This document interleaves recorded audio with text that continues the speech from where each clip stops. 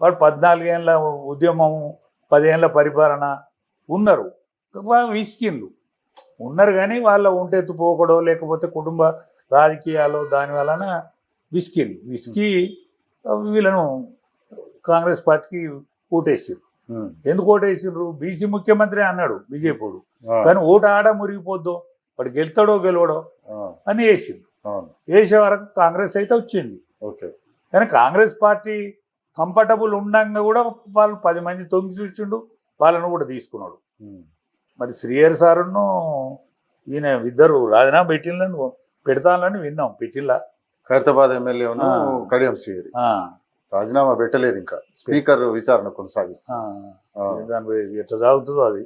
ఈ 8 మంది అయితే మేము టీఆర్ఎస్ వాళ్ళు అనిపించుకున్నారు కదా.